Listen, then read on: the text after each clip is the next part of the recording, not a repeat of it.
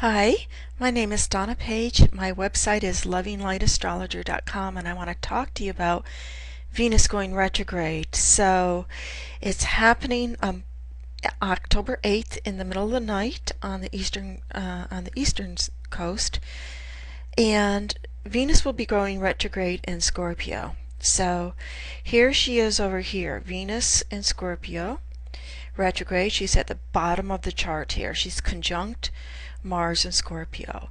And Venus in Scorpio Venus retrograde will always have a generic interpretation of we're going to rethink our relationships, we're going to rethink how we want to appear to the world.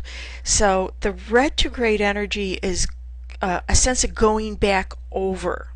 And this is true for any planet, basically, any of the inner planets, basically, going back over whatever that planet is about. So Venus is about love and relationships. So we're going to go and the things that we value, beauty, beauty, harmony. If you think of Aphrodite, the goddess of love, that we will be going back over in our own world, in our own life, around those issues. Now, it's imperative to get a closer and deeper understanding to do the chart for the time Venus goes retrograde, because that will set into motion the vibration of why this is different than the last time Venus was retrograde or the next time Venus will be retrograde. So going retrograde in Scorpio, what are the issues that Scorpio deals with? Secrets, sex, everything that's taboo. So stuff can, and jealousy and revenge, and the shadow side of Scorpio is, if you do this to me, I'll get back at you. So this Venus retrograde in Scorpio, a lot of stuff can bubble up to the surface.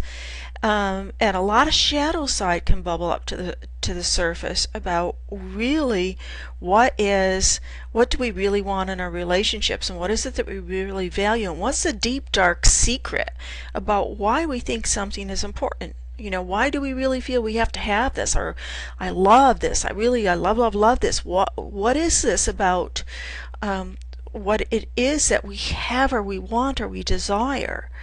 What's the secret behind that? What's the internal secret that we got going on here that is important for us? So that's the energy. And then the other thing that you want to look at over here, let me get this, scoot this over here, is see Mercury. This is a symbol for Mercury. It's 8 degrees Libra conjunct Saturn, 8 degrees Libra. So Saturn Mercury is deep thinking, serious thinking.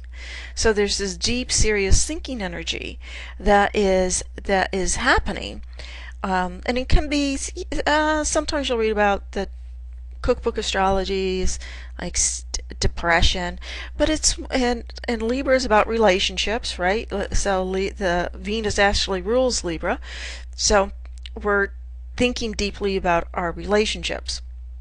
And that's what we're meant to be doing. We're meant to be going into the hidden resources of our subconscious, of the depths of why we do what we do and why we want what we want.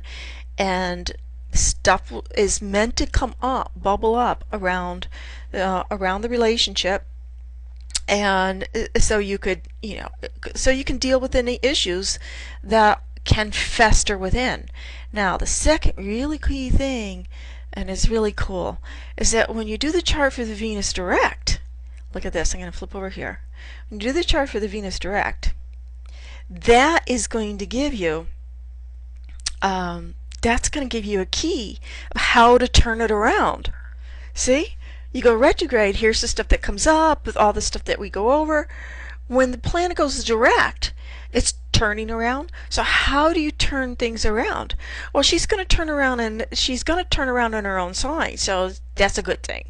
So she has power in her sign. She doesn't have a lot of power in Scorpio. Venus in Scorpio is this wild, passionate woman. Scorpio is very sexual and passionate, and it can even seek to kind of have power over through sexuality. So there's Venus and Libra, there's more harmony there. There's more balance. There's more fairness. What is more give and take equality? What it takes for equalness and balance and fairness and kindness. So in Libra, the energy of Libra is really so much about being fair and kind and having just gentleness and understanding of what the other needs and the other person. Now, so this is good.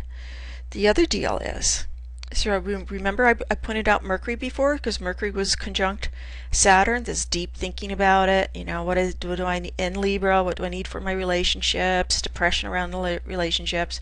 Right here, Mercury, and when it goes direct, it's conjunct Mars in Sagittarius. So that is just saying what you think. I don't really care what you think.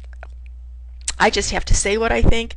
Mercury conjunct Mars actually can get itself in trouble. If you have that in your own natal chart, you know what I mean.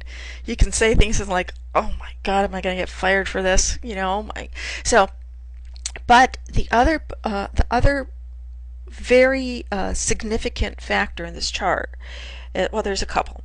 One, Mercury is actually on, every planet has its own node, and Mercury is on the node of Uranus. The planetary node of Uranus. So, in the charts, we're always looking at the moon's nodes, and the moon's nodes basically move. The planetary nodes, basically, they're kind of set for our lifetime. 2,000 years ago, they'll be a different degree, but at the time that we're on the planet, they're basically set. So, or move just very, very little. So, and they will be within the orb. So the node of Uranus is on Mercury. Therefore, there's going to be this sudden opening, conjunct Mars, oh boy, a sudden opening of communication, which can really be good in many aspects. And it is saying that it's meant to turn it around. You're meant to speak your truth. Sagittarius is about your truth. You're meant to get it out there and be direct, Mars. And you are and there can be a sudden communication or sudden awakening, or you could actually channel information, or flashes of insight will come to you about how to turn around anything in your life that is Venusian ruled. Your relationship, things that you love, things that you want, things that are important to you. The other main, this really needs another video, but the other main cool thing about this energy here that's happening, oh, there's so much, but YouTube only gives me a few minutes. So is Pluto is conjunct the North Node. And so that really is about going in Capricorn, that really is about entering our power, not power in a negative way, but power in terms of personal power to to hold our own, to know our own. And in Capricorn, it's that sense of respect, right? Self, and it's really about respecting self and having right boundaries. So just a quick little recap to get you to think about this time frame that's really powerful. So it goes direct November 18th, okay, 4:18 on the Eastern time, and we go retrograde on October 8th, 3:05 a.m. Eastern time. So we have this time frame to really kind of rethink things. So kind of give this some thought about where it applies in your life and how you can, what you can do so you can rechannel and just like transform relationships in your life and the things that you love in your life. Cool. Take care.